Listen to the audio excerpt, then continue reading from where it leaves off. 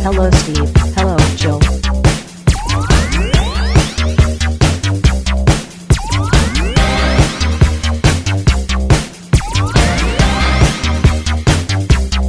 It's time to game classy. Yeah, that's the testing of butts. Nice. Butt touching. I did stay at a Roach Motel, and I did not get bed bugs and or lice, so I'm okay. The place smelled literally like the person, like they came in and did like the full crime scene scrub. Nice. Yeah, it was like, this place smells like real lot like... Just antiseptic? Yeah, exactly. Like, there's probably had been like a chalk outline on the floor before. They gotta cover up the body smell. And there's like a dude with like another dude's penis in his hand, like outlined on the floor, because it was like a really crudely drawn penis where it's got like the curve and then the two balls on the bottom. And for some odd reason, the cops added the little jizz things going out of it. Tildes? Yeah, the little tildes. Yeah, Nice. it was an SMS murder scene. Finally. The SMS murderer has struck again. So how was Jern Kern? Well, you want to talk about Gen Con first? Oh, fuck, Gary, go for it. All right, I could talk about Gen Con. Yeah, I went for 2 days. I went Friday morning. I left at 3 a.m. to get there and get a good parking spot. And, of course, there was a football game going on, so all the parking was taken up in downtown Gen Con. Because for some odd reason, a lot of people had to go out to watch a guy throw an oblong ball at another person. They got that Pettin Manning. That Pettin Manning? Yeah. Ooh, that Pettin Manning. He's no Johnny Football. No. And I learned from being in Indianapolis that the horseshoe that represents the Colts can be turned to its side to make the C in the Colts. Wow. Yeah. They're clever, those footballers. That's some incredible design. That's incredible. I don't know. I haven't watched That's Incredible in like 20 years. I just said that was some incredible design. I know. I'm just making a That's Incredible joke. Who's that? What's that guy who did That's Incredible? Fuck if I know. You don't remember that show? Not Used to be on, and then Ripley's Believe It or Not, like right after. I remember Ripley's Believe It or Not. That was Dean Cain. No, this was pre-Dean Cain. This was like who was on 80s. Who was Ripley's Believe It or Not before Dean Cain? Was it I don't Riker? Was it Riker?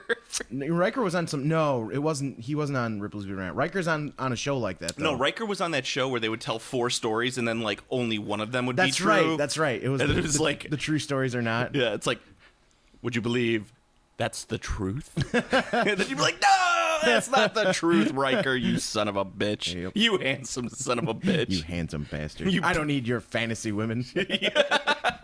You fantasy, you season 2 hunk you. Yeah. Season 1, he's good looking, but not as good as season 2. Growing the beard.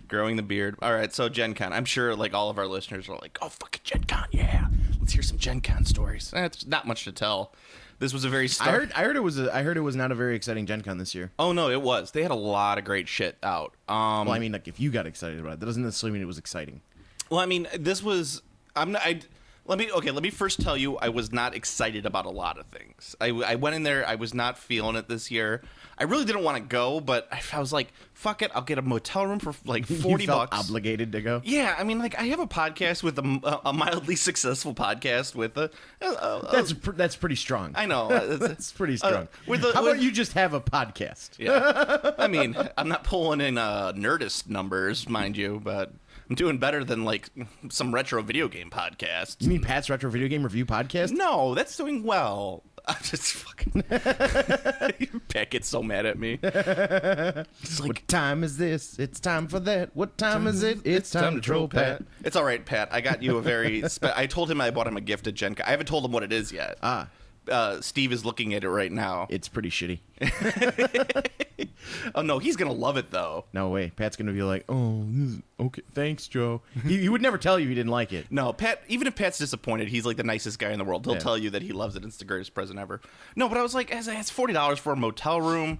It's literally like a 2.5 hour drive. I could do this, no problem. So, like I went, but my heart wasn't in it. Like I wasn't like, oh, yay, Gen Con, because I didn't sign up for anything. Yeah, so you couldn't do anything. I couldn't do shit. There was nothing to do other than the wandering around parts. Yeah, which I mean has its own appeal, I guess. But this was really the Gen Con of Star Wars. It was fucking Fantasy Flight. That's rough. You know what though?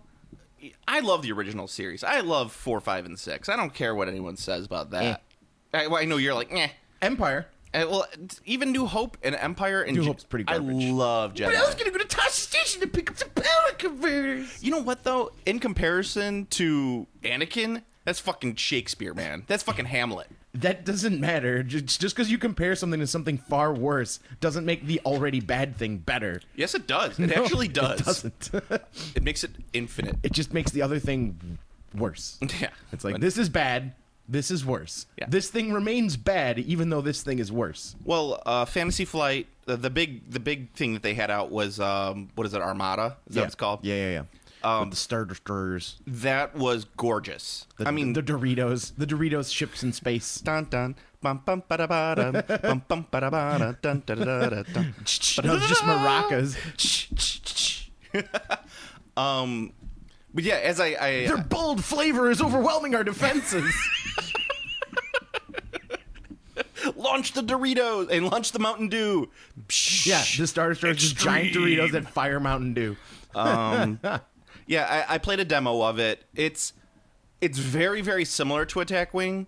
However, it's done better. Like, it's like, you know, everything I liked about Star Trek Attack Wing, where it's like capital ships fighting each other. This was done infinitely better, and it has little starfighters, little starfighter bases. Yeah, it has little stands. Yeah, they're unpainted though for some fucking reason. I don't know why. Well, it's probably because it's a prototype.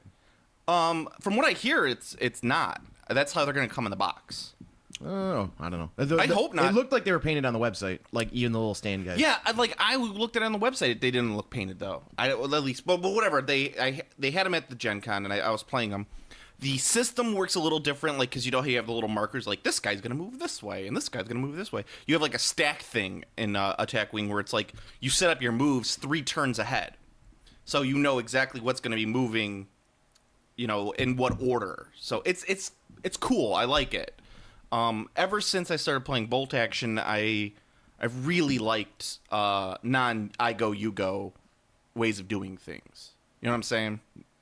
No, you like I go you go alternating. Well, I like alternating, but I don't like I you do don't like everything. full turn alternation. Yeah, I don't like that. Right, which is why I said like that's why Dark Age is one of my favorites because it's always I move one thing, you move one thing, and then so on and so forth. I mean, there's no big sweeping turn where you just get shit on because they rolled really well. Exactly. It's like, oh, well, yeah, I guess you're like your 100 las guns totally killed me, so I lose. Your bolters.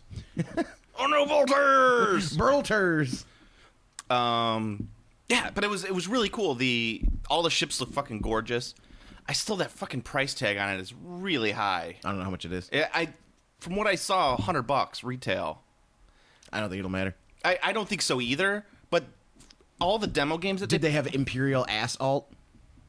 Yes, but we'll talk about that in a second. But because I wanted to really, the bigger problem I saw with it was they were demoing it with 2 starter sets. So immediately you have 2 Victory class Star Destroyers, 2 blockade runners, 2 medical frigates, and a bunch of starships. And I'm like, why are you demoing it like this? Because this makes it look like this is what I have to play a decent game of it, which I'm sure it is. I mean, look at fucking Attack Wing. Attack Wing was the same way. You have to have 2 starter sets to play a decent game of that. Actually, if you're playing the Imperials, you just need to have as many TIE fighters as you have points. Wait, they don't go DACA. They should. That'd be awesome. Yeah, there you go. Yeah, it's a TIE fighter noise. That was pretty good TIE fighter noise. I was impressed by that. But yeah, they had they had that out there, and that was like the game of the show. Did you do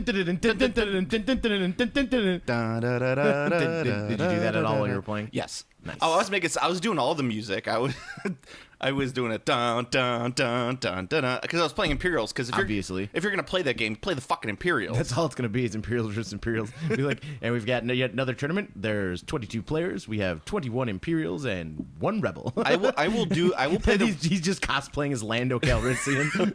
This deal gets worse every time. My, you certainly belong with us up here in the clouds. Fucking Billy D. Fucking the greatest character in all of science fiction. I won't play Rebels until I get my Mon Cal cruiser, just so I can play as Akbar. Everything. I'm gonna talk like this for everything I do. I'll be like, I don't understand what you said you're gonna do. I'm moving my ship this way. and just knock your fucking ship over and be like, I've won. It's like, we could either go with the dude in the all-black armor who's got the lightsaber and is, like, voiced by James Earl Jones, or we could go with the Manic Fish Man. What are we going to go with as our leader? It's like the slowest and most limp-wristed lightsaber fight ever in A New Hope. It's just like, they, like, spin them in circles at each other. Yeah, there was a lot behind that right there. That was, but you know what?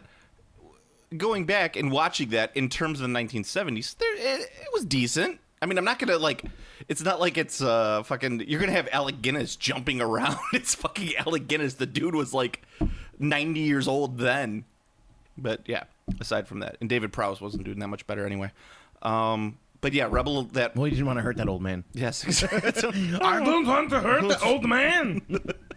Apparently, that's what David Prowse sounded like. like when he was doing his lines, like he's like, you're a rebel spy and a traitor. No, he sounded more like like a Muppet. No, I think he sounded more like kind of like Michael Caine when sounded like a fucking Muppet. When you listen to the original, you want to be the Batman. Like, you hang it up. You decide whether or not you're going to be Batman. In order to do Michael Caine, you got to first start by saying his name. No, Michael you're doing Caine. it wrong. No, I'm doing Michael Caine correctly. No, that's terrible. You are doing Michael Caine like a moron. Mine is the best. Yeah, sure. You want to be the Batman. God, it's so bad. The size of a tangerine. That's terrible. No, my Michael Caine. You're not talking about Batman, so you're doing a terrible Michael Caine. Oh, okay. It's like, you don't know you anything. are part of the Rebel Alliance and a traitor. Take it away. That's how he sounded. Nah. Yeah. Nope. All right. Dueling Michael Caine. The only one convinced that you're Michael Caine is you. And Michael Caine's like, oh, that's a pretty good Michael Caine. No. It's not accurate. So yeah, I would recommend Armada. The price tag is really high on it though for what you're getting. I mean, granted, everything is really pretty in the set, and they already have all of like a couple expansions coming out for it. Like they previewed a bunch of it. I'm gonna put up some pictures today on the Facebook page. But it's just that price tag is really heavy on that for the initial starter. Did you pose hard style without a shirt and a bunch of magic cards in front of a Garrick standee? Yeah, I did do that. Yes. Gotta get that posted up as well. And also the Rebel, what is it? Rebel Assault? Not Rebel Assault. Imperial Assault. Imperial Assault. Rebel Assault's Imperial the video game. Ass-ault. It's just Star Wars Descent. That's all it is, and it's not really that good. I don't know. People love Descent, so they do. I mean, I was looking and I'm like, ugh. It's also got a versus mode. Did you see that? Yeah, you could play 1v1 on it, which I get. 1v1 me, brah. But why wouldn't you just play the Star Wars minigame with that then? Game doesn't exist. Yeah, it does. You No, can it still doesn't. buy handfuls of the figures. Fill your They bathtub use up. D20. Fill your That was a terrible system. We used D20. Well, yeah. Like, do you want to play a D20 war game, Joe? No. Okay, There's then a you don't want to play the Star Wars minigame. I was having this exact same conversation with someone at Gen Con. Why in the fuck would anybody would anybody design a war game that wasn't D6? Every non-D6 war game out there tends to do terribly in the long run. You could do one on D10s, but I mean, it's that's what- D20 system, which means you're rolling a D20 to hit, and then you have the various sizes for damage. Well, yeah, I know. That's a horrible idea to do Yeah. for a war game. Yeah, Antares does D10. Yeah, D10s is viable, because D10s you can base off of percentages. Yeah, I guess. You can be like, you need a 6, so you know that you have a 60% chance. By the way, remember how I was bitching about the D10 system last podcast, like about not having enough D10s? They're selling packs of D10s now. I say you're the only person in the fucking universe who doesn't have enough D10s. Like I have plenty of them. I don't know what your problem is. Hey, Pat B, you got D10s? Oh yeah, I got pockets full. It just opens up. Pat B, not a tabletop gamer. Yeah, I know. I would not expect. I said tabletop, but I meant to say tabletop. I know what you meant. But I would not expect him to have D10s. You, who is a tabletop gamer, loosely, I would expect to have D10s. Yeah, and so also just finishing up on the Fantasy Flight, they had there's a new faction for X-wing attack wing. They're doing How the hell do you have a new faction in a two-faction game? They're doing like a whole bounty hunter Black Sun mercenary. They're Imperials. Kinda. Nope, they're fucking Imperials. They don't ever do any work for the fucking rebels at all. Yes, they're they do. Imperials. Yeah, because Bosk and Greedo were hanging out with Luke, Well, no, and they were like, "Let's go take out Vader." Well, and no, then IG-88 gave him a high five. That sounds great. My robot butt is tingling. No, really, that's where I get my messages. It's on vibrate. Text me again, Luke. No, it's like the Black Sun from what's the fucking game Shadows of the Empire. Remember that with Shizor? Yeah, it's those guys. Probably Talon Card from the fucking. What about Dash Rendar? No, Dash Rendar is The in the Imperials. shittiest fucking name You ever. take that back. Dash Rendar was a hero who sacrificed himself for the rebellion. Dash Rendar, one of the shittiest names in all of fiction. Not just science fiction, in all of fiction. I love that name. My name's Dash Rendar. It's like, wow, thanks for coming, Dash. Asshole. Isn't it like the greatest like fan fiction name of all time? It really is. It's like some fucking 12-year-old boy's like, his name is Dash Rendar. He's a half Mandalorian, all Jedi.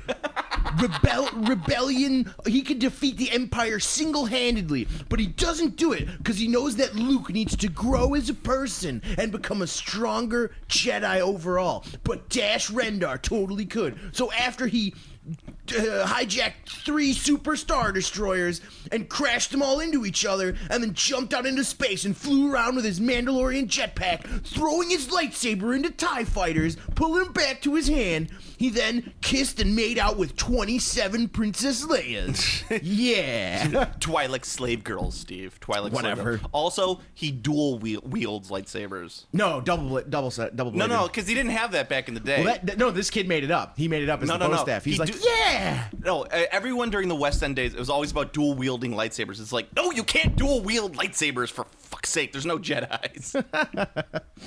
Dash Rendar.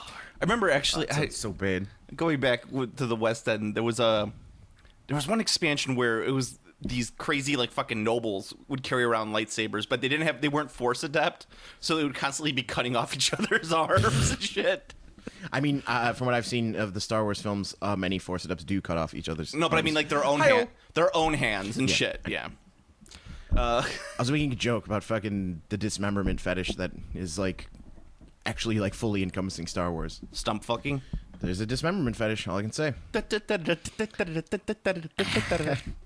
I mean, Yeah. They also had the 40K card game there that Conquest, which is the weirdest thing ever because it's like you don't play a single faction. It's all like faction plus ally faction. Yeah. And they have like a long list of things you can like combine. Yeah, it looked okay. I mean, I'm not, you know me, I don't. It's like card games. Fuck that shit. Made me stand in fucking line to get you your goddamn Lord of the Rings card game that can only get it from tournaments. It's fucking garbage. I don't make the rules. They didn't have the details up there. They were just like, it'll be available at Gen Con. And I was like, oh, hey, that'll be good. Yeah. Well, that was the only fucking details that'd be available. Did you have because they had the packs from like 2012 or 2013. I have a lot of the packs, so I need to They had all of those. Yeah, but I didn't want to just like randomly be like, just grab them, because then you'd have been like, oh, hey, here's the one you already have. And I'm like, yeah. The guy would have been like, there's only available if you play in the tournaments. And I'm like, I'm not going to play in the Lord of the Rings tournament. Fuck you, Steve. I don't even know how to play this game. I should have signed up, and I would have stood there and gotten the whole card. All the cards just been sitting there and been like, I fold. That's not even how it works. I know. You're not even playing against someone. I know, but that's what I would have been like. I would have just playing by good. myself. I fold. That's good. And then I take the card pack and I leave. That would have been fine. You would have been okay with I would that? have been okay with that. Yeah. That's fine. I'll just get it later. They're all available on print on demand anyway, so. Yeah. It was more like a convenience thing because I knew you were going to be there. Yeah. So. It was, aside from, so they had Paizo, of course, had like fucking line out the door for fucking pre-painted ass minis. Tyranny of Dragons, D&D had a big thing for that. They had, I went to the Tyranny of Dragons release party. Yeah? How was that? It was Dragonific. There was a lot of thumping music and a guy dressed as a barbarian talking about like dragons. Is that an actual thing? Yeah, it was out in like so they I don't know when the last time you went there, but they had the whole boulevard with the fucking food trucks. Uh-huh. They cut off about half of that on Friday night to do the big Tyranny of Dragons release party. It was cool. I mean, it was kind of expensive, but it wasn't bad. And for the beer, what I'm saying, right? But it wasn't like it was the same as going to a bar. It was just it was fun. How was the food truck situation this year? Fucking fantastic. Yeah. They like doubled the number of trucks. Nice. It was still a line if you went there at like peak hours, but I got really drunk on Friday night, and I was kind of wandering around the food truck area because they were there till 10. So around like 9:15, I was walking around. There was no one out there. So I just go up to trucks and be like, "What you got?" And they'd be like, "We have buffalo chicken, macaroni, and cheese." I'm like, "That sounds fucking fantastic. Give me that." Give it to me. Just pour it into my mouth. And then I was just... Nice. And then my anus hurt the next day. But I mean, that wasn't from the buffalo chicken. Whoa! But yeah, it was... That was from the fucking Victory Class Star Destroyer you tried to smuggle out of Gen Con. One of our Star Destroyers is gone. All right, everyone, start checking players' anuses.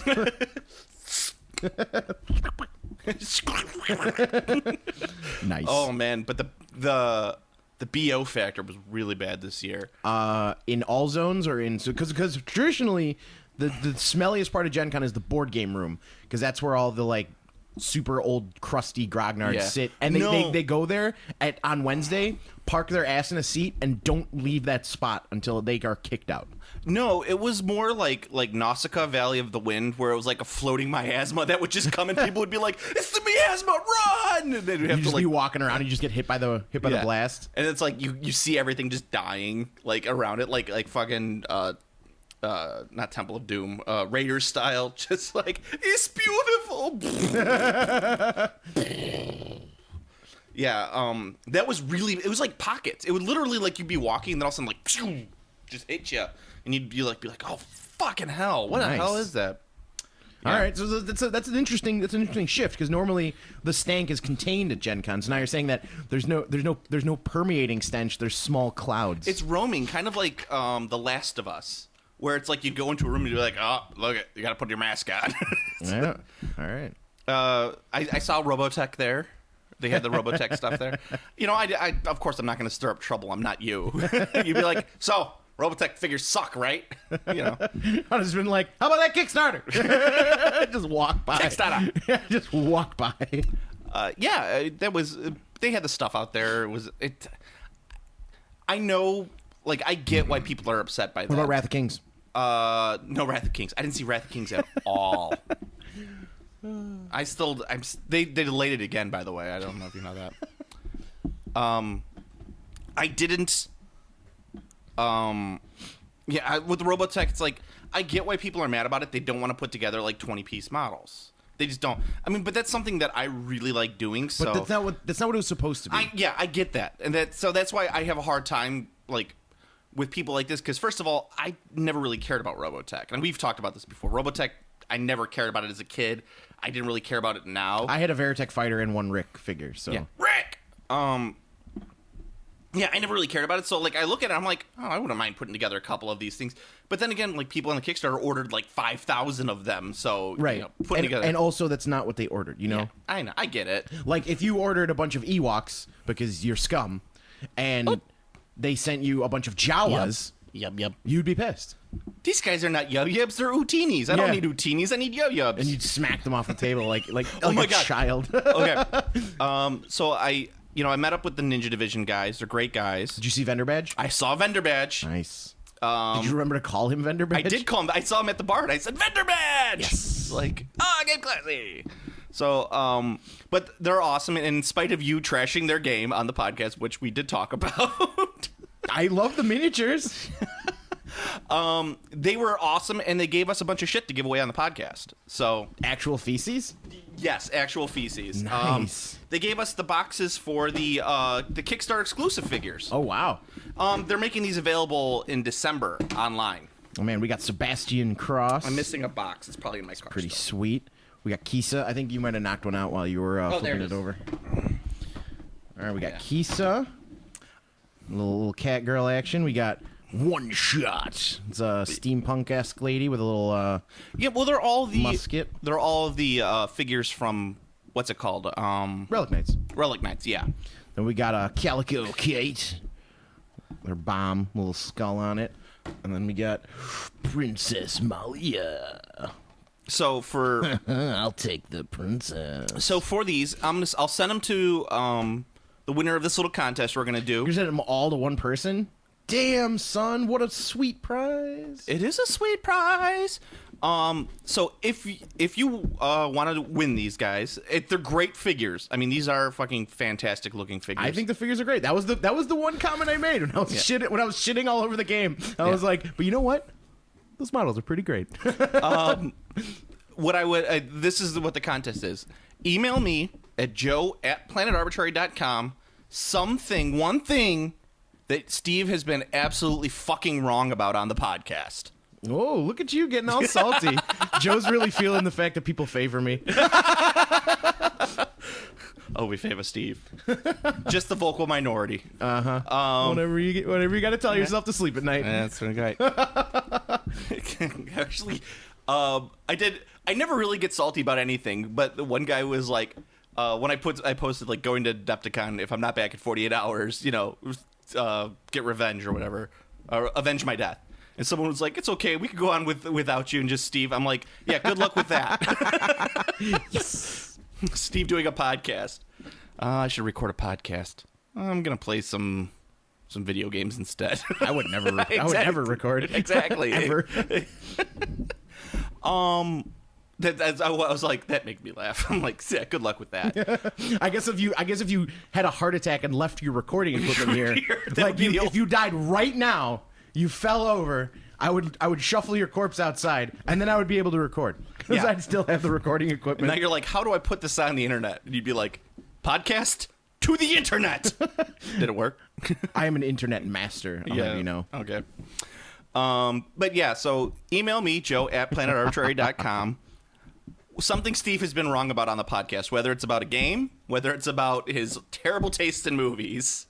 You've got terrible taste in movies, sir. TV shows. I don't like Mel Brooks. Who the fuck says that? Mel Brooks is a shit stains. See, that's what I'm talking about. If you disagree with Steve about something, put it on there, and I will pick the one that I probably most agree with, or the one I find funniest, and then I'll read it on the podcast, and then I will send you the Super Dungeon Explorer. So you just got to make it up and pander to what Joe wants to hear. Exactly. And yeah, I'll send it to you. So this one is open to overseas. Don't make it for like Iraq or Nigeria or anything like that, because I don't want to send to a war zone. No, Nigeria's just going to scam you out of your money. Oh yeah, the Nigerian princes. But yeah, when you send it to joe@planetarbitrary.com, also include your address. So in case you do win, I know to send it to you right away. I don't have to like email you back and be like, "What's your fucking address?" And I've got another contest actually. Oh, what do you got? We can run simultaneously. Well, why don't we wait till like the next one, and then we'll run that We'll run that contest. So we don't have two simultaneous contests going Very at good. the same time. This one's going to involve shitting on Joe. Okay, so there we go. So we'll shit on Steve on this one, and then we can shit on Joe on the next one. Right there. What else did I fucking do? Oh yeah. Well, they had the Ninja Division also had out the Relic Knight stuff, and I asked them about it. I was like, so what's going on with the molds and things like that? And they were like, well, that's just what we had to deal with the Kickstarter, and who we were going through at the time. So we were correct. Mm-hmm. So he was like, we're actually going back and redoing a lot of the sculpts and doing the masters for the sculpts and getting like a better quality resin on it. And he showed me like some examples of what they're doing. Like they redid Calico Kate, and the fucking model looks gorgeous now. So I feel bad for the people who kickstarted it, but everything's starting to look really good right now. So maybe if they haven't gotten something, it might come back. They might get like a second wave. You got to remember, anyone in Kickstarter got to remember they kickstarted a different company's miniatures game. Yeah, and now I guess Ninja Division's working with Hawk and the people who do Eldorado. So like that's Ninja Division. So it's Eldorado. Didn't they take the other one as well? What the hell is it? Anima? I don't know if they got Anima Tactics, but I know they have Hawk. Hawk Industries, who does the Drop Zone Commander, is working with them. The people who do Eldorado, those crazy foreigners. There was a guy there in Eldorado cosplay, which that's I thought pretty was sweet. Yeah, it was weird. He was like in a full Sultan outfit. It was weird. That's awesome. Did he have the swirly shoes? I don't know. How could you not look at the swirly shoes? I don't know. If someone's in a Sultan cosplay, the first thing you should look at is their shoes. Gotta have the swirl. Yeah. So I mean, I know I'm biased for Ninja Division because I love that fucking company. I love their product. I think they're really great guys, but fuck it. I think their models are great. Yeah. That's what I'm saying. Like, you're so fucking wrong. I love that game so much. It's so bad. It's like casual scum game. It's super casual scum game. And it's not balanced. It's not competitively balanced. So I don't like it. Yeah. If the game is not competitive and it's not competitively balanced, I'm gonna shit on it. I don't That's think the rules. but I don't think it. No, because the game is so fucking swingy. If you don't have like an ideal group and you just get shit on, Yeah. there's the Well, two I games. mean- You get shit on in the first turn as the DM, and it's like, oh, well, the players are gonna win instantly. Like it's a foregone. You can tell who's going to win the game of Super Dungeon Explorer after the first turn. Well, yeah, It's a foregone conclusion. I get that, but what bothers me is I don't think it necessarily has to be like a super, like, you can have fun playing the game. You don't necessarily, like, okay, so playing, let's say Warhammer, for example, me, like, I would know that necessarily I'm not going to win after like turn 2, right? Like, that's usually like playing 6th edition, but I'd still play through because I enjoy playing against the person. Warhammer also not a competitively balanced game. I know, and I know how you feel about it. But I'm saying that's kind of how I feel about it. It's like, it's not necessarily, for me, it's more about playing the other person. And if we're Super Dungeon Explorer, I don't really like playing that game. I'll be the first to admit I hate the 1v1 system. The original, like the newer one with the warbands, much better. I did straight 1v1 base game. Yeah, I'm not a big fan of that. But I do have more fun like playing against a group of people, like either as Dungeon Master or in the warband party. I think that's kind of how it runs much better that way. And that's why I'm saying it's like, I don't think you had a lot of fun playing it because you played it in like you say you weren't playing it the most optimal way, but I don't think you were having the most optimal fun. Right, and I don't think there is a way to have optimal fun with that game for me. Yeah, well, for you, because it's not. Like I said, it's not competitively balanced. That's the thing. Because if I played with 2 other people, and I was looking at like all I would be doing is looking at them making the wrong move. Yeah, and I'd be like, "Wow, way to go, great job! You really gave the GM an opening. Good job, well played. I'm really glad that you sat down to play the game with us today." So that's why I say, it's like I need to play games that have. Like, they need to be at a certain... They don't have to be perfectly balanced, because that's impossible. Yeah. They don't have to have no luck, because that's also impossible, or not fun. Take a look at the website. Look for the Warbands 1v1 rules. Take a look at those. Do you just, like, fight each other with heroes? You have heroes, and then you build up a warband with the monsters of the dungeon. So, like, there's like a zombie warband coming out. You, like, battle at each other? Yeah. Okay, that's a different game, though. Yeah, that's not the game. Take a look at that. And what I was talking with the guys, and they were saying totally going to FAQ at every quarter. So, or if something's coming on, if something that sounds like a game I'd be very interested in playing. Yeah, that's what I'm saying. Take a look at it. So again, like I said, what I was talking about and what I reviewed was the base game 1v1 because that's what I played. Yeah, and that's what I'm saying. Take it with a grain of salt, people, because it's I still think he did it wrong, but. I played it. I'll play it. I played it suboptimally, and then I played it optimally. I was like, because the first time I played as the heroes twice, and I was like, oh, I'll just take these 3 because they look like a balanced party. But they were fucking awful. I had the paladin, the rogue, and the sorceress, the one with the debuffs. Yeah. First turn, DM go. I lose initiative because I didn't optimize taking the green will. Or the red will, so I was like, oh shit. So I never won initiative. So I lost the game entirely on the fact I never won initiative. And I was like, cool. Wow. Yeah. Awesome game. And then the next time I built the party with the barbarian, the fucking firecaster who has the better will save, and then the princess, the buff princess. Yeah. Just shit on it. I was just like you were like I actually went, I was like, oh, I'm just gonna go get this extra treasure because I don't need it, but I can. Do you play your video games on easy mode? No. Well, then you're not playing optimally. That's not optimal play. Yeah, that's the easiest way to win the game. That's not how. No. See what I'm saying? That's what. No, applying the best strategy is not playing on easy mode. Yeah, but that's the best way to win the game. Difficulty scaling is not how you're playing. Because if you're playing on easy mode, you don't need to apply any strategy. You can just like click the button and receive the bacon. Well, that's what you're doing when you're picking the best party. You're putting on easy mode. I just was like, hey, this seems like it'd be a better team. Anyway, moving on. Aside from that, there was one guy. Oh, fuck, I don't have his thing here. I was going to mention him on the fucking podcast, Way to fuck it up. I know. I feel like a fucking asshole, too. You should.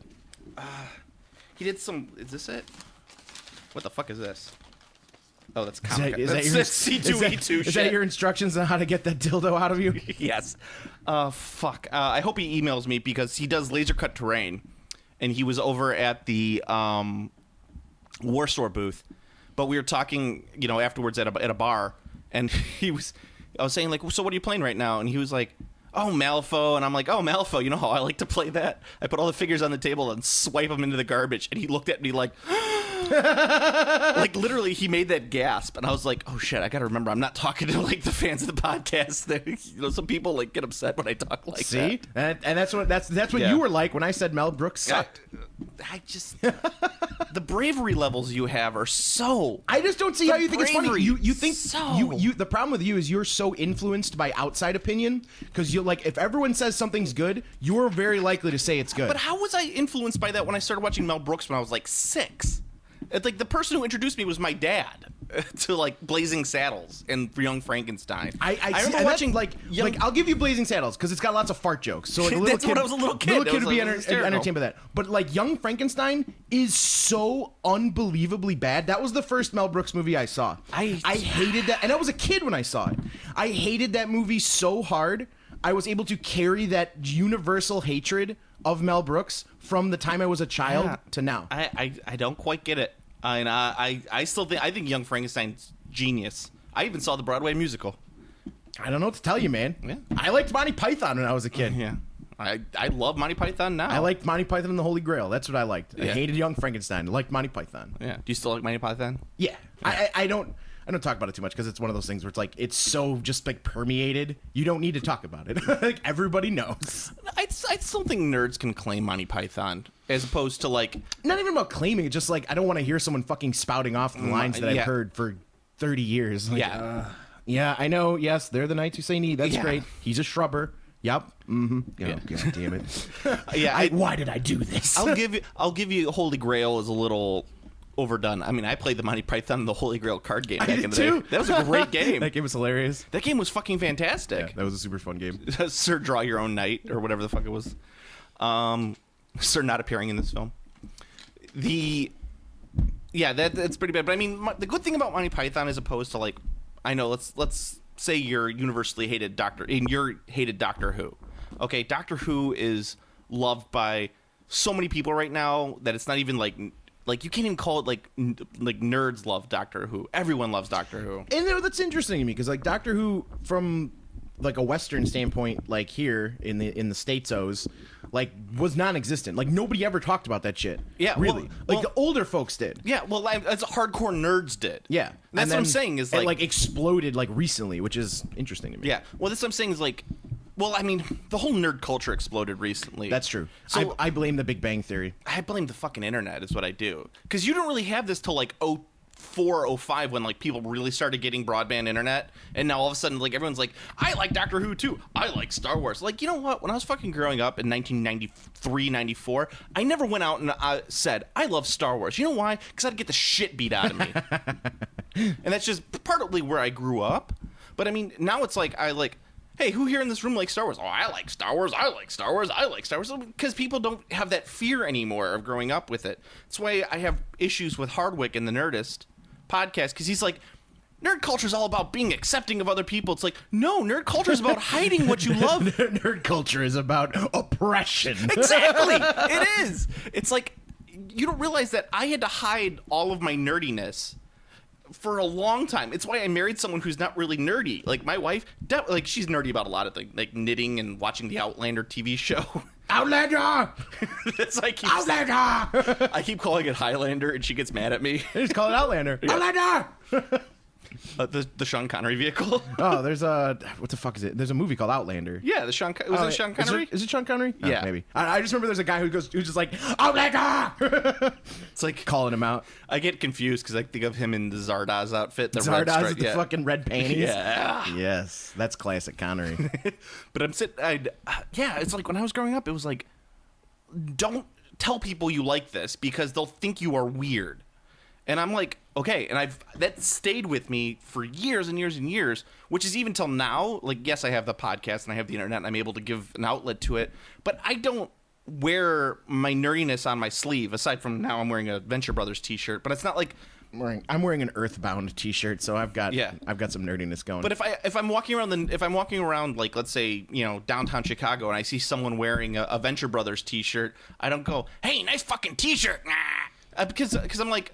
I mean, I don't do that at all because, but I don't. people do that because to me. I don't want to be harassed on the street by randos, so I would not harass randos on the street. People do it to me. I went and I just bought a suit from the Men's Warehouse, and I was wearing a Community T-shirt from the TV show Community. And a person goes, "Hey, I love that show. Yeah, it's great."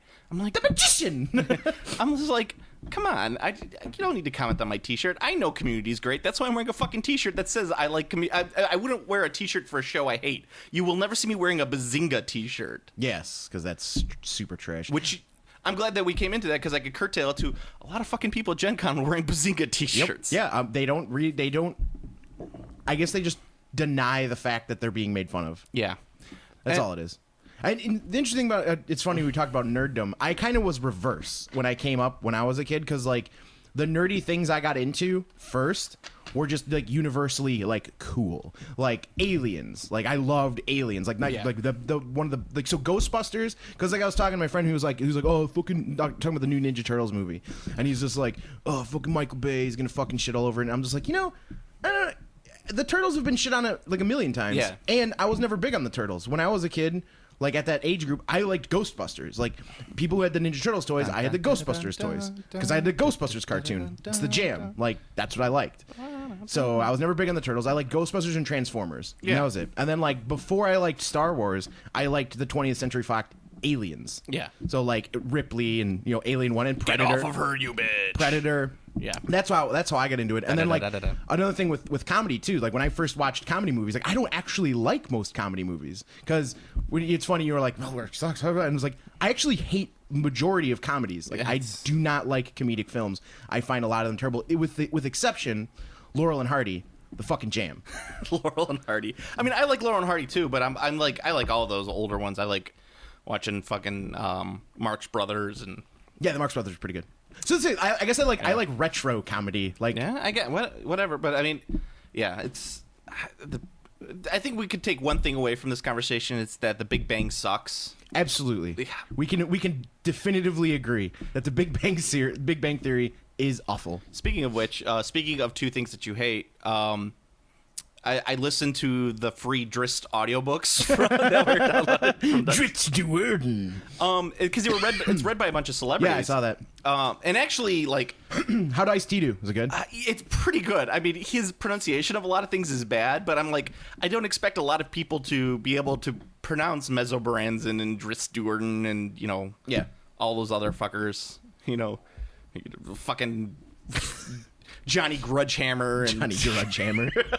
I don't know, whatever the fucking. But Melissa Rauch, who's in The Big Bang Theory, also reads one, and her pronunciations are just awful. It's just like I get Drist, but she's like Drizzed, and I'm like, that's just weird sounding to me. Most people say Drizzit.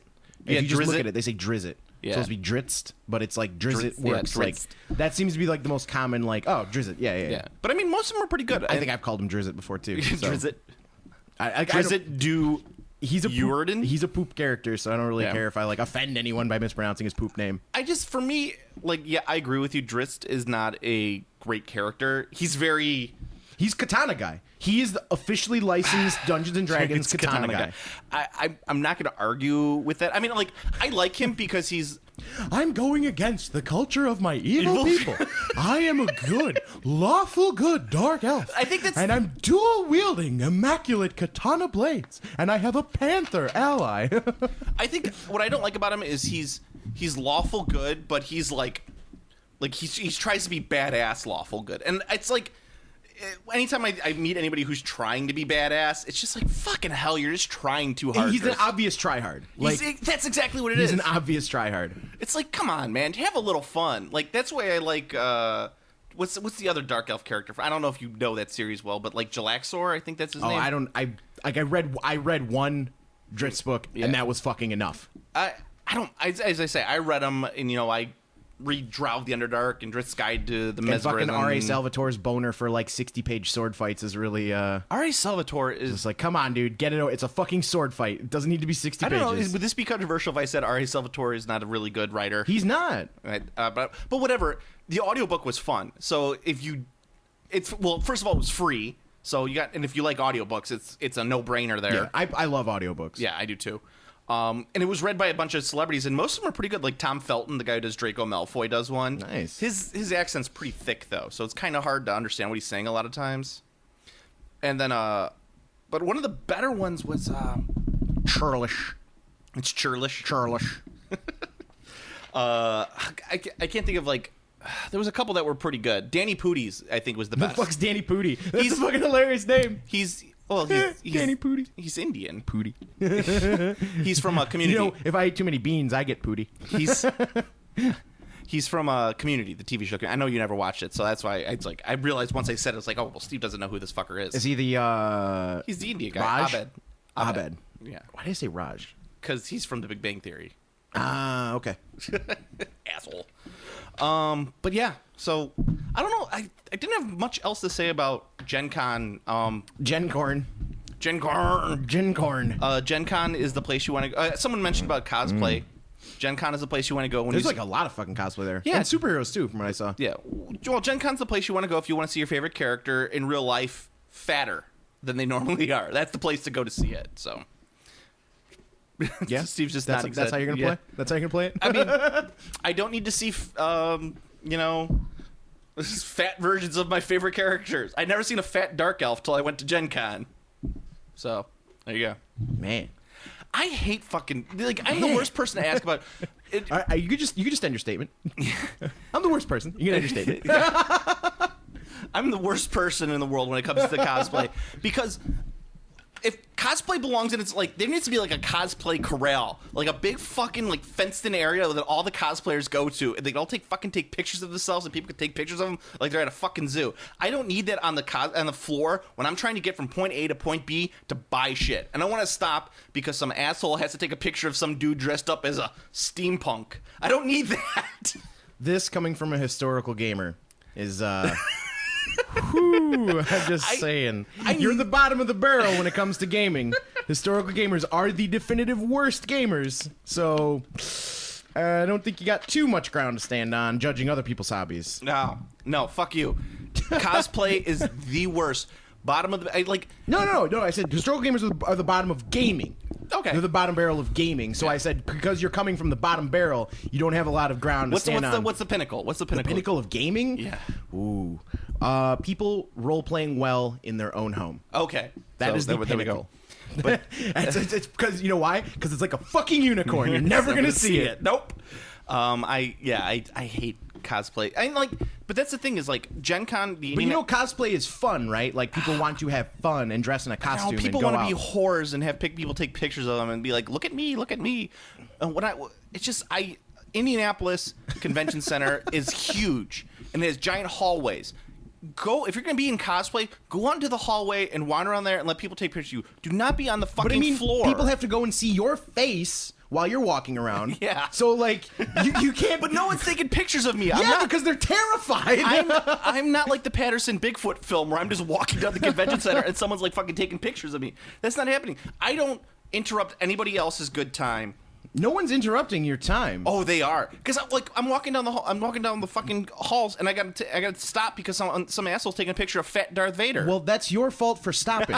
Like, Just when keep you're walking? Yes. Like, how do you? Well, that's all it's your the people, fault. It's the people in front of me that stop as well. You just walk around Just them. walk right through them, like, bro. Just walk fucking around them. I've photobombed many pictures, not intentionally. like just the Rhino from Amazing Spider-Man. Just Sure. like charge into just them. fucking walk past them. Nothing can move the Like, blob. if it's a normal if it's a gangway where people are supposed to Yeah. be going, like people are supposed to be walking, Yeah. if people stop, you go around them. Like if I was walking on the sidewalk and you were walking in front of me and you stop, I will walk around you because this is where people are supposed to move forward. It's easy to say and to do. I've done it.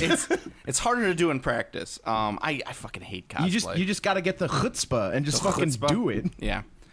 But it's I like Gen Con. I think Gen Con's one of the better thrown conventions I go to. I mean, I love C2E2. C2E2 is just as great. Gen Con is a little more fun for me because it's a lot more interactive. There's a lot more stuff to do. If you plan like 4 months ahead of time, you could do a lot more stuff.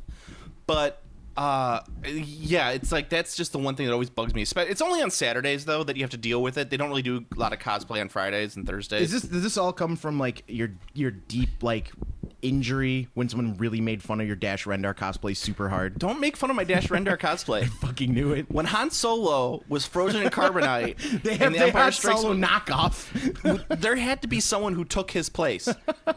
And you know who stepped up, Steve? You know who stepped up? Dash fucking Rendar. Yeah, the Han Solo knockoff. The Han Solo. Han Solo, he was like New Coke. I have a ship that's like the Millennium Falcon. It's called the Outrider. And he uses a katana blade. And I have a katana blade. So I said, you must have been made fun of super hard for wearing a I- costume at some point in your life. I should really make a Dash Rendar cosplay just to do that. I'm just saying, and I could be fat Dash Rendar and have people take pictures of me. for you to be so vehemently against something that, for all intents and purposes, has absolutely no impact on you at all. Oh, it does. It's you must have been hurt really bad, or maybe you were shot down by too many evil Lins. So is that it? I love a woman that's jaundiced. You know, that's one thing that actually really disappoints me about every evil Lin cosplay I've ever seen. They never do the jaundice. Yellow, yeah. I'm like, come on, fucking yellow. give me the yellow. What else do we have to talk? And I don't. There was not much in terms of there was a lot of cool board games there that I played, and I don't really do demos on board games that much because I'm always the type of person that's like, oh, I like this demo. I'm going to buy this game. And I do that for every fucking game I demo. So I try to stay out of it and stand back and watch the You demos. actually play the game, you're like, this game sucks. Well, yeah. The only game that I actually watched demoed at Gen Con that I was like, this game fucking blows, is XCOM. That game looked like ass. Were they using the They were using the app. required app? Yeah. That's not an optional. You have to have They the have app. the app, yeah.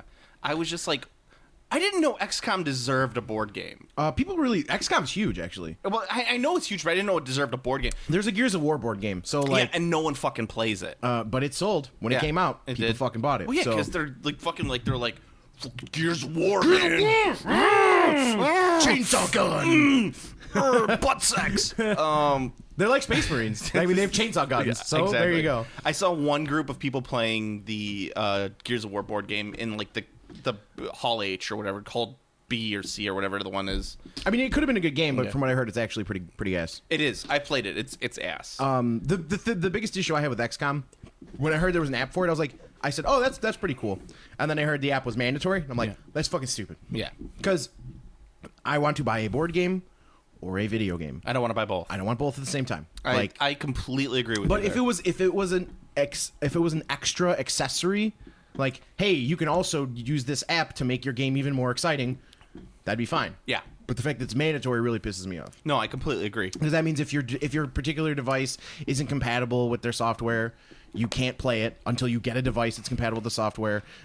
Presumably, you need to have an internet connection to play it, which means you now need an internet connection to play your board game. Yeah. Which, sure, most people have an internet connection, but hey, your internet goes out, your power goes out, Joe, and you're like, wow, we should play some board games. Shit, we can't because it's XCOM. All right, let's get out Scrabble. It's time to play Monopoly. Let's play let's play some Don't Wake Daddy. How about that? Don't wait, Daddy. There was actually a really cool. I wish I remember the name of it, but it was like a knockoff of Don't Break the Ice. Remember that game where you knock the little ice with cubes the up? with the little guy, the little Yeah. red guy standing in the middle. Yeah. Can't knock him down. Yeah. There was one that was it was like that, but it was like a big tower that had these it was like a gem miner game, and it had these little gems that were on this Oh yeah, circle. the dwarven miner, right? Yeah, and it was like you had to knock it, and the gems would fall off, and you had to collect gems. I was like, that looks fun. Yeah, there's that. There's another one like that. It's a logger game where you're playing as lumberjacks. Yeah. And it's a big tree, and you have little axes, and you have to knock chunks of the tree off without knocking the You tree got the tree over. over, yeah. Yeah. I was fun. like, oh, this game would be really fun while drunk. Yeah, those I like those. There's a reason why Jenga took off in the 1990s. I like the new wave of the little kid games. Yeah. Because they're better components, same easy gameplay, and they look better. They actually look nice. Penny finally started playing some board games. We got her Cooties. Dude, I had cooties. Let me tell you this. Never once played that game, but I sure as shit fucking used those cooties in fucking epic battles. I mean, it's not like a really complicated game. You roll a die, and then whatever number is the component that you get for the cootie. It's not a hard game. Never did that. I just built the cootie, and I was Yeah. just like, ha ha ha. Well, fucking the Ghostbusters are busting the cootie ghost. Penny's already fucking getting that DM mode where because it's like you could pick a blue body and a pink head. She won't let you do that. No, you get the blue body, you get the blue fucking head. You don't get to pick whatever one you want. This is the one that you get. And she tells me this, like maybe not swearing wise, but I'm like, "Oh, I got the green body. I'm going to take the blue head." She's like, "No. You take green head." Taken after you, already a little Gestapo. Pretty much when it comes to so the next step is Candyland. So that's always the next step after you get the baby games and you get the Fuck Plumpy. That's all I'm saying. Fuck Plumpy. Fuck Plumpy. I want to play the Candy King. I'm the Candy King. Oh. I'm King Candy. Yeah. Come over to get them delicious treats. That voice is also the voice of Jalo in King's Quest 6. Well, I think that's Maybe 7. I don't remember which number it is. Look out, Prince Alexander. There's a dangerous dog soldier nearby. Well, that's Ed. It's Ed Gwynn. I think is the person who's supposed to be doing. I don't know. I don't know. Oh fuck. Do I have anything else to talk about with Gen Con? There was a game company that's like was promoting pretty hard, and it was spelled IELLO, but I didn't even stop by the booth because I kept Aiello. Yeah, like they make King of Tokyo. Okay, and I kept on wanting to call it like Danny Aiello, star of No, they're a big company. Do the Right Thing. They make King of Tokyo, and so is it run by Danny Aiello, star of Do the Right Thing? Mookie. I don't know. Famous Italian actor Danny Aiello. No. I'm sure I know who Danny Aiello is. I just don't care. He's the guy who owns Sal's Pizza Place and Do the Right Thing. That Mookie threw the garbage can through the window. Do the Right Thing. Spike Lee joint. Early. Never seen it. I would watch it. It's a pretty good movie. Radio Raheem. No, nothing like that. Is that anything like The Last of the Mohicans? Yes, it's exactly like Last of the Mohicans. All right. Spike Lee jumps through the waterfall and is like, "Just stay here, I'll find you." All right. That movie's not really that good. Last of the Mohicans? No, it's Yeah. terrible. It's really. It's got a good soundtrack. It's got a fantastic soundtrack. Really slow movie. Yeah, good soundtrack. Good soundtrack. Oh, and just like Dances with Wolves is pretty shit too. Oh, Dances with Wolves is terrible. I rewatched that recently. I'm like, bad. Nettie Bumpo. No, that's Last of the Mohicans. Although I like The Postman. So, Did you used to be someone? yeah, I like The Postman. I don't know. And I like Waterworld. I like Waterworld too. Yeah, I don't know. Like, people always shit on Kevin Costner, and I'm like, people always shit on the movies I like that Kevin Costner's in, and they always like the movies I hate. I don't get it. I don't know. I like Waterworld and I like The Postman. I fucking hate Dances with Wolves. Field of Dreams is garbage. Every other movie I think I've ever seen with Kevin Costner is shit. Yeah. Oh, not the one where he's a psycho killer. It's awesome. Psycho killer. Fuck. What the hell is it? It's him and Jeff Bridges. I think it's either Jeff Bridges or pretty sure it's Jeff Bridges. So Kevin Costner's insane, and he's got a friend who only he can see. I can't fucking remember the name of it. Damn it. Fuck. I'll see if I can find it out. I don't know. That was a good I'm one. going to go listen to some Talking Heads, though. Talented? No, it wasn't the Talented Mr. Glass. Was it Mr. Maybe Mr. Glass? Just Mr. Glass. Fuck. Now I don't know. Yeah, whatever. Now I'm just thinking of the Hudsucker proxy. Hula hoops. Yeah. Mr. Brooks. Mr. Brooks. I know that. That movie was fucking I never sweet. saw that one. It's good. Is it? I'll give it a try. It's good. Yeah. Kevin Costner was also in Man of Steel. That was a great movie. I'm still a little torn on it. Like, the only thing I didn't like about Kevin Costner's portrayal, I didn't like Kevin Costner's portrayal of Pa Kent. I thought, the scene where he's, going to get sucked up by the tornado, and he's like, no. I'm like, he's Superman. He can literally move fast enough that people won't see that he's moving that fast. But he's like, no, I would rather die in this tornado than get rescued by my son who has superpower. Like, what? What? This doesn't make any sense. Anything else? No, that's pretty much it. Okay. When it comes, I didn't like that. I like the movie. Don't get me wrong. I felt like way too dark. Like, after watching a lot of Marvel movies that deal with serious subject matter but can do it in a kind of a lighter tone, I like. Have you seen Guardians yet? I did. Did you like it? It was fantastic. Yeah. It was very, very, very good. One of the best movies I've ever seen. It's like, let alone best comic book movie. It is, in my opinion, that movie's good for your heart. It is. It's like one of the best non-Star Wars movies out there. Like, it captured a lot of that I'd feeling. say calling it Star Wars is an insult to Guardians of the Galaxy. No, it's like it has like that 1977 kind of like that feel to it. Like I left that feeling like a little kid. Like oh, that was really cool. And when the guy flew in and the spaceships formed the big net for no reason whatsoever. They had to stop the giant spaceship. I know, but I love the fact it was like one of those things that like we're gonna form this net, and they're like the net's not gonna work. Why are we even doing the net? It was working, sir, for a little bit. Yeah. And then he was like, "Go forward." That movie was awesome. And they had the voice of Darth Maul in it, and fucking John C. Reilly. Who the fuck was Darth Maul? Peter Serafinowicz, the guy who calls him a-holes. That's the voice of Darth Maul. That's not Darth Maul. Darth Maul is played by Ray Park. Right, in I the know movie, that. But is voiced by Peter Serafinowicz. Oh, right. Okay, yeah. The dude from Shaun of the Dead. Yeah, Shaun of the Dead, yeah. You fucking totally, like, threw me off. I was like, what? I'm thinking of Ray Park. And I'm like, Ray Park wasn't in that movie. Like, Ray Park didn't voice anything in that movie, and he also wasn't in the movie. I don't know what the fuck's going on. Yeah, but I mean, it was... I like that everybody's making a comparison to, like, fucking a D&D group. It's like the D&D group, completely. If you haven't heard... if It's a good D&D group.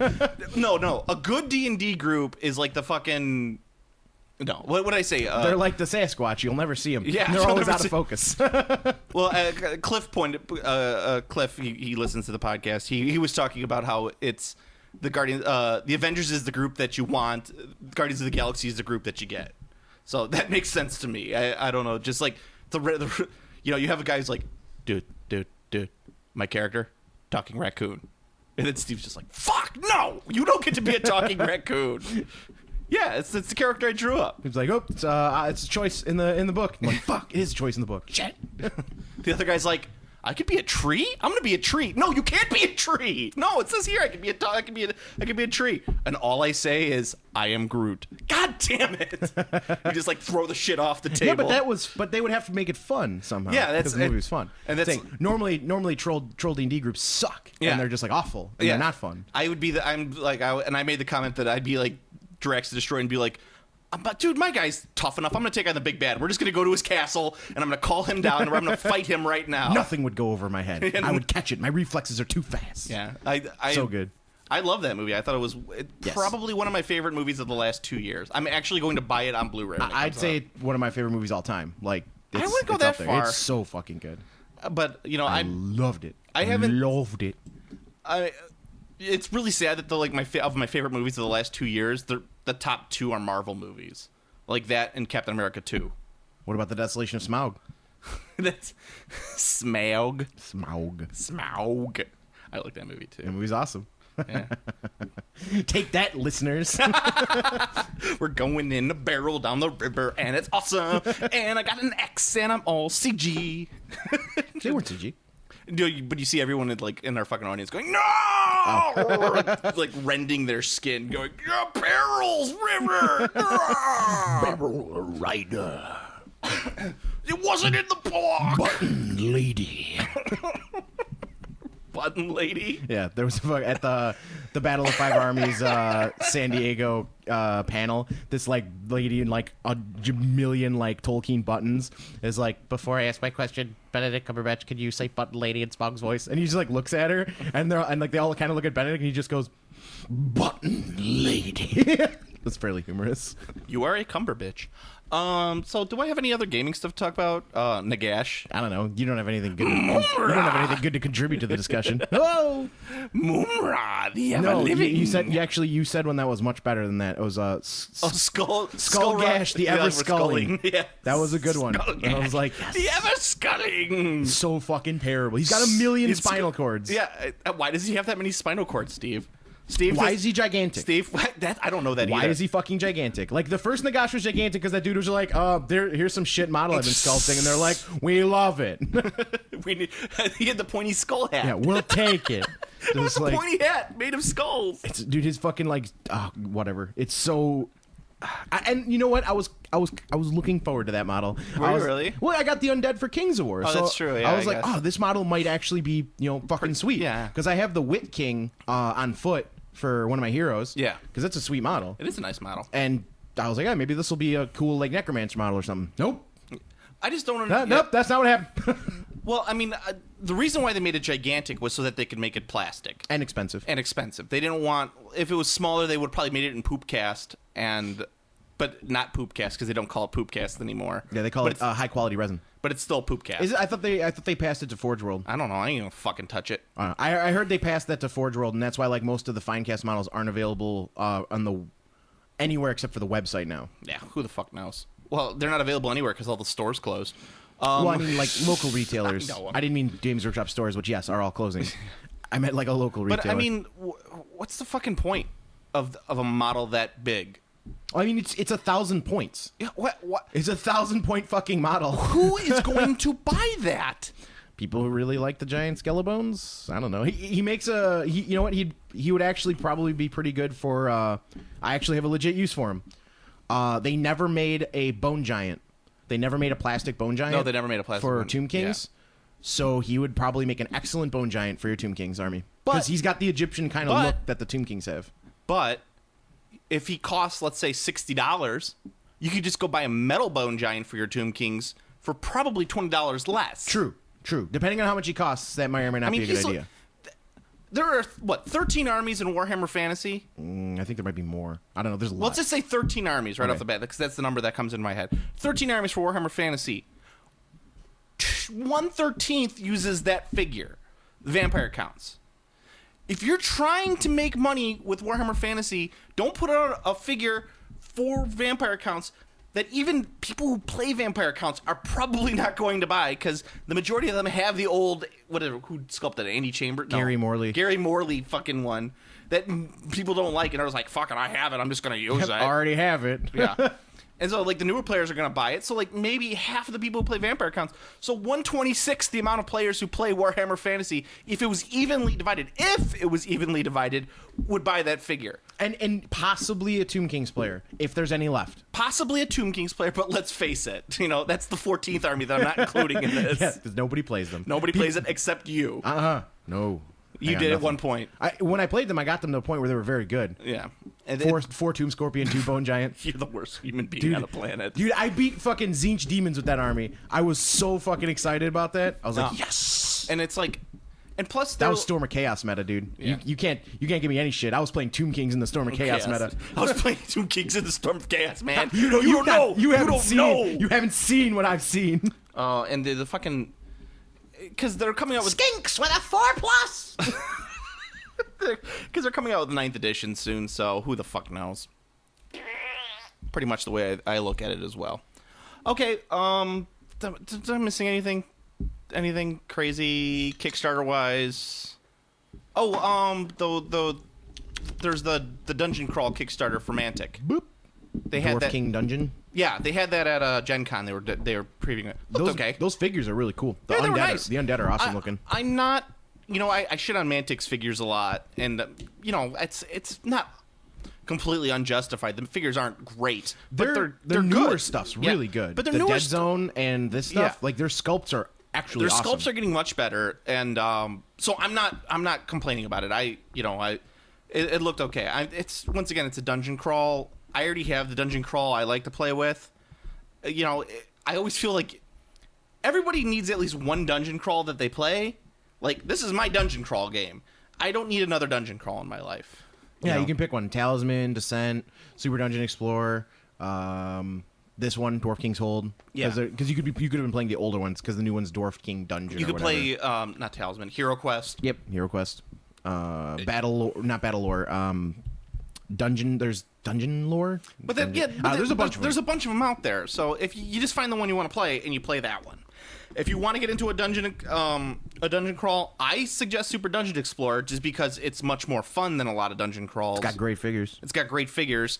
I did, the only other one that I would recommend would be Hero Quest, and that one, good luck getting hold of Hero Quest. I'd recommend Descent over Hero Quest. Descent 2nd Edition is really good. Yeah, it's essentially, but I just like the retro feel of Hero Quest. Well, Descent 2nd Edition, they did a lot to make that game. It looks too. Well, it's definitely new. Yeah. It's not 80s. I want the old 28mm Minotaur with the arms on his side and the. Christopher Lee narrated that commercial. Yeah, I was like, I fucking want. I was like, that's so good. I love that. You know what else does the 4th edition D&D box sets? Legend of Drist, Wrath of Ashardalon, and Castle Ravenloft. Those are called the Dungeons and Dragons Adventure System games. Yeah, it's a dungeon crawl. Those and that's how 4th edition is continuing. You know what? Those aren't bad games. Well, no, that's I was going to point out they're not changing the rule because they're making a new one. Yeah. That's just currently called number 4 or number 5 or whatever. But they're going to It'd be number 4.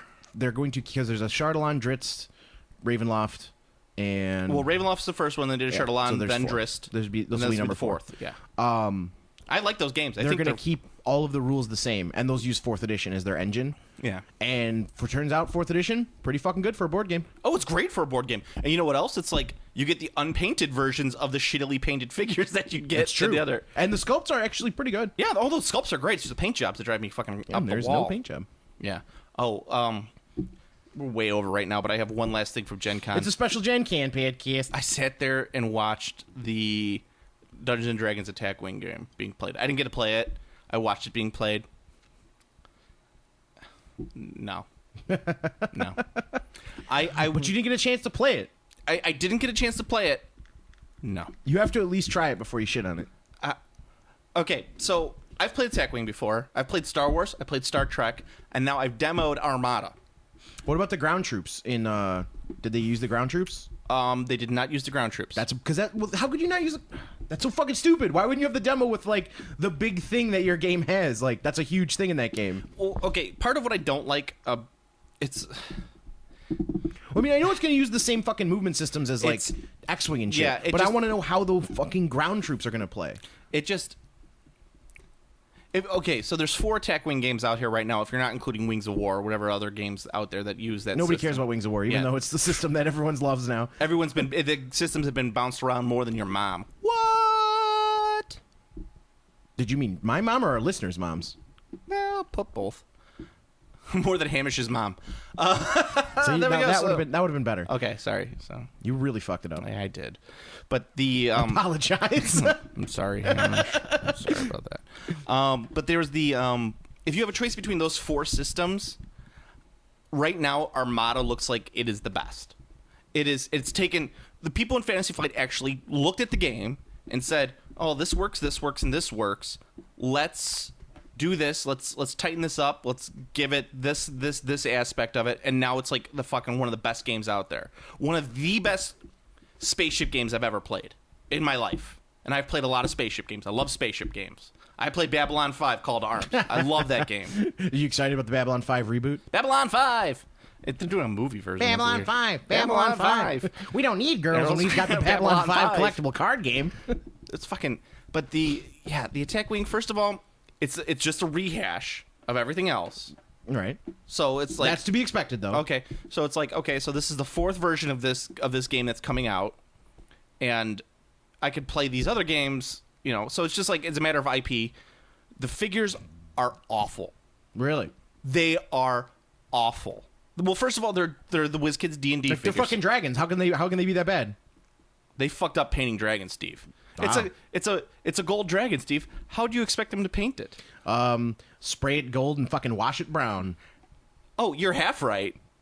Just spray it gold. Just spray gold. And they don't even spray gold. They must have like their factory where they're pumping these out with dun dun dun dun dun dun dun dun. Just drop a glob of paint on it. No, they drop it in the paint and then lift it up and just let the paint drip off. It's like nice. And it just keeps going dun dun dun dun dun dun dun dun. And I'm just Dun, like dun, dun, dun dun, dun dun dun dun dun dun. Fucking powerhouse. Good stuff. And then there's like a bunch of like tiny Koreans like putting this stuff into the package. I'm sorry, not Koreans. Let's say Sri Lankans putting it into the package. But yeah, it's bad. It looks bad. Mm-hmm. And even the ground troops, they did show they had the ground troops out there, and they're just like I was expecting. I don't know what I was expecting. It's just like it's that scene from Arrested Development where it says "Don't open dead bird," and he opens it up and sees a dead bird. He goes, "I don't know what I was expecting." It was like that. It was like the ground troops were just the prepackaged plastic figures put onto bases. I was like, I don't know what I was expecting, but I was expecting more. Like maybe like a base that had like a couple figures on it, maybe like a unit. No, just a dude. Yeah, I mean, I called I wasn't gonna play it because it's really expensive, and it's so fucking expensive for what you're getting. It's for me. I love everything that Dungeons and Dragons is doing for 5th edition so far, but these figures, it's just like. Well, I mean, it's WizKids, so yeah, it's just such a fucking cash grab. It's WizKids, like that's their thing. They're good at that. It's not like Paizo. putting out all their. They're also doing the WizKids miniatures. I know. WizKids does Paizo as well. I know, but it's just like, ugh. I was waxing by myself the other day and thinking about what if you released unpainted versions? And that's what I was thinking. Like, if they probably took, like, what's the starter set for attack for Tyranny Dragons? I think it's $50. It's 50. Yeah, it's 50 bones. The attack wing game. Yeah, the attack I think wing. it's $50. If you charge $30 for it and put on painted figures in there, I'd probably buy it because I could probably just paint it. It's not hard to paint a dragon. Dragons are easy to fucking paint. Right. If you're not going like all like I'm going to highlight. If you're not going to highlight every scale. Yeah, it's some dry brushes, some washes, boom, call it a day. Yeah, exactly. Like you can do a decent job on it and put it out there and just play with your own stuff. But they're charging like $20 extra for shitty paint jobs. I don't. But you know what? In all honesty, I expect a little more when it comes to a paint job than most people do. I know when it's pre-painted. Like when it's pre-painted, I expect. Well, it that's to the be... thing. That's the thing is like I don't care if it's pre-painted, but I don't want to be charged for pre-painted figures. Do you get what I'm saying there? I don't want to be charged for Right, a but I shitty mean, paint like, you job. gotta remember, the vast majority of people playing with the pre-painted miniatures games are not playing any. They've never done any other miniatures games. I know. Like, I know. A bunch of people I know play HeroClix and Star Wars Attack Wing, They like the clicks. and it's like, have you Well, ever Star played Wars- a miniatures game? They're like, I play Star Wars and Attack Wing. I'm like, have you ever played like Warhammer, War Machine, or Yeah. Malifaux, anything like that? And they're like, no. I don't want that's- to build my own. Well, that's the thing with the Star Wars attack and the Star Wars Attack Wing. It's fucking beautifully painted, and I don't mind paying. Well, I mean, they're just boxes. They're fucking boxes and dry brush and done. no Star Wars. Yeah, the ships. They're just boxes. No, they're really nicely painted. I've never and like It's a spaceship. How yeah, but can you fuck up a spaceship? people do it. Look at Star Trek Attack Wing. You could take those two figures, put them side by side, and you could see the quality in one over the Well, yeah, quality of the because other. one is done by Fantasy Flight. Yeah, but that's what I'm saying. Is Fantasy like, Flight has really good components. They yeah. always do. And that's what I'm saying. But they're the And- same price. That's the Well, problem. the reason I have. the reason the Star Wars one or Star Trek ones look bad is because they're just the HeroClix ones. Yeah. And they're just slapped onto the fucking different base. What I'm saying is that you're getting charged the same amount of money for both. Right. And so I'd rather spend my money on something that looks nice as opposed to something that I would have rather had Fantasy Flight had the Star Trek license. exactly. Oh man, that'd be so great. Because then it would have been Star Trek Armada. if Yep. That's what it yeah, would you have know been. what? I don't think it would have worked. You know, it wouldn't work. There's not no enough fighters. There's like You'd be sending like shuttlecraft. shuttlecrafts and fucking roundabouts. Runabouts. Like, Runabouts, Get some yeah. runabouts in there. Yeah, that's like exactly. But I mean, man, if Fantasy Flight had the Star Wars, it had the Star Trek IP. Fucking. They'd probably have a super good RPG. Oh, that's what I'm saying. Yeah. Like, Star Trek is one of the games that I've always wanted to run as a tabletop RPG, but I have no idea how I would do it. we've talked about it on the podcast Yeah. before. It's just there's no real good rule set, and of course there's gonna be someone who's gonna be like, well, you could use this rule set for it and just mod. No, I don't. I know the rule sets that exist, but Yeah. they are not the feel. But it's even that. It's like I don't want to do some bastardized version. I want a Star Trek RPG. Yeah.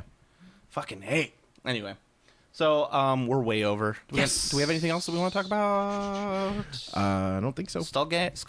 You want to make fun of Skullgash some more? Skullgash the Everskulling. I just like that it has the word gash in it. Get back to Hamish's mom. Ah, there we go. Don't forget to thank the Northamptons men. I know. I forgot last time. I had to add it in in case you didn't notice. I caught in that hasty edit. That hasty edit. Yeah. So, what else was I going to say? Pet B's working on getting us some sponsorships from the Dollar Shave Club, which I think is funny because neither of us shave. The Dollar Shave Club. Ooh. Yeah, I don't know, something like that. All right, so go to planetarbitrary.com for all your Planet Arbitrary needs. You can follow me on Twitter at Planet Arbitrary. You can follow Steve at Game Classy. Like our Facebook page. You can watch us on YouTube. Listen. Yeah, you could watch listen on YouTube. Did you see the Star Trek video I posted today? No. It's like it's like a fan movie, okay? I saw that you posted it. Didn't watch it. Yeah, it's really good. It's got Tony Todd in it. All right, I'm in. And Richard Hatch from Battlestar Galactica. Finally. But I mean, it's really good. All right. Yeah, I'll give it a go. Of course, there's going to be like, James is going to be like, I'm fucking hating our track. It's like, thank you for your opinion. It is duly noted. Steve did the salute. Yeah, go to like our Facebook page, watch, listen on YouTube. 40 shillings on the drum, yo. Is that a thing? Yeah, that's a fucking that Sean Bean show. Oh yeah, The fucking intro. yeah, is it good? It's fucking amazing. I haven't watched it yet. That's good. I've just been It's good. booting a boot. It's like a spy show, right? No, it's Napoleonic War. Oh, it's Sharp. Yeah. Okay, no, I was thinking his Sean Bean's new show that just came out. Oh no, that one's supposed to be really good too. Yeah. No. Oh yeah, Sharp. Yeah, the Sharp opening theme is the 40 shillings on the drum. Yeah, I like Sharp, but the problem is like, did I talk about Sharp before? You did a little bit. You said it's 290s. It is very 90s. But like, there's ones that were made in 2000s. But I mean, I don't remember if I talked about it on the podcast or not. I think I might have just You been talked about it on the page. on the page. Okay. No, my thing is that I got into Sharp when it was really hard to find Sharp stuff. So like I'd go to the library and get like the VHS and watch it at home. And I was like, oh, this is great. And then I was like, I didn't watch it for a long time. And then I went back recently and tried to watch it on YouTube. I'm like, oh, this just looks terrible. I don't mind like the content. It just looks so bad. It looks like I mean, guess I'm able to watch the old 90s historical shows like Xena and Hercules. yeah, it's just like the same thing. Like I like Hercules, but it looks so bad. So good. Disappointed. Disappointed. Xena's very homoerotic overtones. It's great. Good stuff. Never liked Xena. What? Xena was awesome. I just never got into it. You're weird. I have no problems with people who are into Xena. I just never got it. It wasn't for me. What about Briscoe County Jr.? Oh, Briscoe County Jr. is fucking genius. Yeah, I actually really liked Prince of Thieves too. I don't know that one. It was the Bruce Campbell spin-off show from his character in Hercules. Arabian Nights. Yeah, it was good. I think it was called Prince of Thieves. It might have been called something else. Oh, Jack of All Trades. Jack of All Trades was a good That was one. a good one. That had a great opening theme, though. I'm going to put that up. The Jack of All Trades Jack theme? of All Trades theme. I don't remember how it goes, but it's like, you don't know Jack, something like that. Yes, so go to iTunes, write, comment, subscribe. I don't know, whatever it is. Comment, subscribe. Listen, comment, subscribe. Whatever the fuck you put. Like, comment, subscribe. Like, comment, subscribe. There you go. And once again, we got the contest going on, so you can email me at joe@planetarbitrary.com. Say one thing Steve is... Hey, how come I don't have a Planet Arbitrary email? I don't know. That's up to Anthony. This is bullshit. Yeah, I'll forward you something if someone emails you. I'll read it first. But the... right, for Steve. No, yeah, if you... This is a big picture of a dick. just put something that Steve was wrong about on the podcast at one point or another. Something that you completely disagree with. And I will send you the Super Dungeon Explorer figures. I got a bunch of them here. And they're the limited edition from the Kickstarter. So even if you don't like Super Dungeon Explorer, they're actually really cool figures to have. They're great figures. Yeah. And I will send them to you. Make sure you put your address in there. Also listen to the Play On podcast on PlanetArbitrary.com. Pat's Retro Game Review. Yes, Pat's Retro Game Review. We're already over, so I might as well just keep going. So I was at the motel room, and I'm checking out, and there's these two guys that are sitting there. They're gamers. They got the Gen Con tag on. Right. They weigh about, like I do. They weigh gamer weight. The gamer weight. They had the beards and everything like that. And they're like, "You're going to Gen Con, right?" And I'm like, "Yeah." And they're like, "Can we get a ride?" And I was like, "Okay." And the guy's like, "Yeah, my car got hit on the way down here, and I got no ride to get up there." And I was like, fucking get in. And so I took him for a ride out there. And I'm talking about it. I'm like, "Yeah, I got a podcast, a gaming podcast, and blah, blah, blah." And the one guy's like, "I really like podcasts. I want to do my own." I'm like, "Oh, yeah, what do you want to do it on?" And he goes, "Retro video games." And I was like, Yes. like, yeah, the world's craving a good retro video game podcast. Oh! I love you, Pat. I mean, Pat's podcast isn't about retro video games, so, like... It's about Call of Duty. It's about Duty! It's about duty! And ghosts. And ghosts. Assassin's Creed. No, it's all about advanced... Titanfall. It's all about advanced warfare. Advanced warfare. Horrorfare. Advanced warfare. That's what it's Kevin all about. Spacey Simulator. Kevin Spacey Simulator 5000. I would play that. That's what Advanced Warfare is. Instead of Goat Simulator, I'd play Kevin Spacey Simulator. Nice. You get the lick. Kevin Spacey tongue. Flying around in the helicopter. Nice. Oh, so I don't. I am K-Pax. One of his buttons is just I am K-Pax. I am K-Pax. It pays it forward. Man, I should make that game. You should. You made $1 million. Do I have anything else that I... Pet Rock, it made $1 million. Also, once again, thank you to the Northampton Wargamers for sponsoring us for this podcast. Northampton. They sponsored us for like a million years. For a million years. It's like, I think it's all the way to like, I think we got 2 more podcasts left. Holy shit. I know. Tell me about it. What a waste of money. They didn't pay that much. All right, that's good. So we're not going to do a D&D review next week, but probably after the next podcast, we'll do another one. We got the Player's Handbook and the Tyranny of Dragons, or the Horde of the Dragon Queen coming out. The last one got pretty decent reviews from some people, so I think we're going to continue it for a while. So look forward to that. So, I normally would throw this off to Steve at the end of the podcast saying, like, Steve, until next week. I just wanted to mention that, Robin Williams died, and he was a huge gamer. And me and Steve have talked about on the podcast before how much we love the genie from Aladdin, and I don't think it goes by enough that, how much I really respected him as an actor and as a comedian. Like, I had all his stuff, and I was just like, I wanted to just send it off saying that how much I'm going to miss Robin Williams as there, and also as a gamer too, because he was always about talking about video games and tabletop games. Big Warhammer player. This kid's name's Zelda. He would go. I'd hear stories from the people at different Games Workshop stores in New York and L.A. that he would come in. He never really played that much. Apparently, he had a high elf army. And Eldar. He had an Eldar army and some Tyranids and stuff like that. And he only collected 40K, never played it, which is like most people. So he has that in common with the common man. I thought him and Billy Crystal rolled out. Yeah, but him and Billy Crystal played. Apparently, there's supposedly a story in Games Workshop history of Billy Crystal and Robin Williams playing an Orcs versus High Elf game where they both did voices for their figures, and the High Elves were very swishy and the Orcs were very Jewish.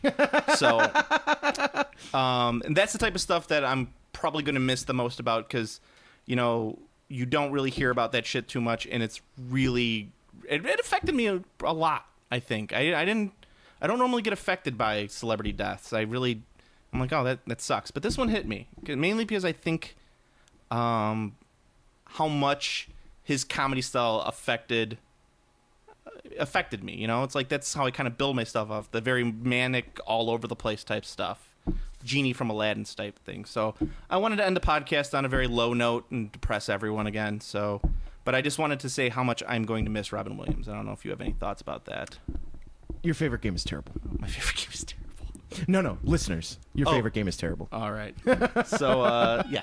See you guys. Game classy.